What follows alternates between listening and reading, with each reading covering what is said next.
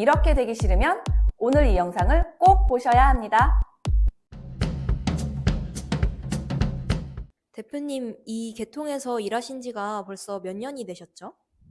제가 2007년부터 한국에서 일을 시작했으니까 벌써 17년이 지난 것 같습니다. 그러면 이 계통에선 대표님을 이길 사람이 아무도 없겠네요. 요즘 쟁쟁한 분들이 워낙 많으시지만 원조는 괜히 원조가 아니겠죠?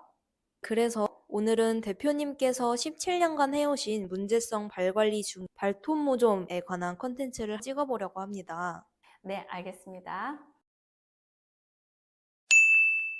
그렇다면 우선 발톱 무좀이 무엇인지 간단하게 설명하고 넘어가야 할 것 같습니다. 발톱 무좀은 유형에 따라 여러 가지 형태를 띠고 있는데요. 첫 번째, 가장 흔한 발톱 무좀은 발톱 표면에 무좀균이 있는 표재성 발톱 무좀입니다. 두 번째, 발톱과 발톱 아래 피부까지 무좀균이 감염된 발톱 무좀입니다. 세 번째, 발톱 뿌리까지 무좀균이 감염된 발톱 무좀입니다. 네 번째, 이 세 가지가 복합적으로 있는 무좀입니다. 발톱 무좀을 가지신 분 중에 이런 질문을 하는 분들이 계십니다. 발톱 무좀이 심하면 발톱을 뽑아야 하나요? 정답은 발톱을 뽑아도 소용이 없습니다. 이유는 발톱 무좀의 감염이 어디까지 되었느냐에 따라서 뽑더라도 그 자리에 있던 무좀균이 새로 나오는 발톱과 함께 자라나오기 때문입니다. 예전에는 발톱 무좀이 낫지 않으면 병원에서 마취하고 뽑기도 했는데 발톱은 발톱 아래 피부와 뿌리가 단단하게 연결되어 있기 때문에 강제로 뽑게 되면 출혈과 통증만 심할 뿐 완전하게 해결할 수 없습니다. 그리고 또 이런 분들도 계시죠. 발톱 무좀이 있는 사람과 양말이나 슬리퍼를 신으면 무좀이 옮기도 하나요? 네, 그렇습니다. 가족 중에 무좀이 있는 분들이 사용했던 양말이나 욕실 슬리퍼, 이불, 카펫 등에 떨어져 있던 무좀균이 가족에게 옮아서 방문해 주시는 경우가 의외로 흔하게 발생합니다. 발톱 무좀 때문에 바르는 약을 쓰시는 분들은 이런 질문도 간혹 하십니다.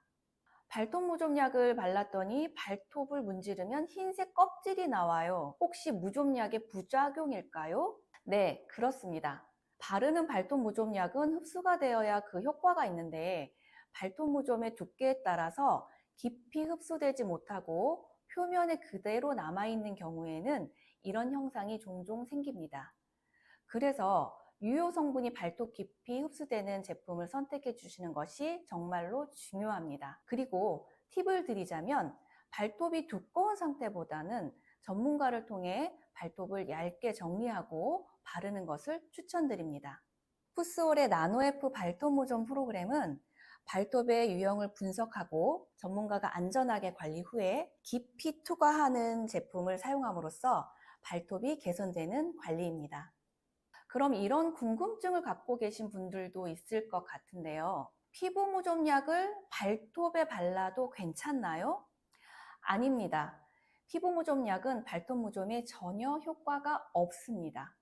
왜냐하면 피부 무좀약은 피부의 표피층까지만 도달하게 만들어졌고 발톱 무좀은 거의 대부분 그보다는 더 깊이까지 들어가 있기 때문에 피부 무좀약은 발톱 무좀에는 효과가 없습니다. 발톱 무좀은 말 그대로 무좀균에 감염이 된 발톱이란 뜻입니다.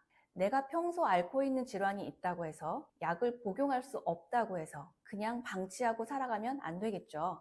푸스올은 약 복용 없이 안전한 성분의 화장품과 기기로 관리를 해드리고 있습니다. 가까운 푸스올 매장에 방문해서 올 여름엔 당당한 맨발을 드러내길 바랍니다. 그럼 우린 다음 영상에서 만나요.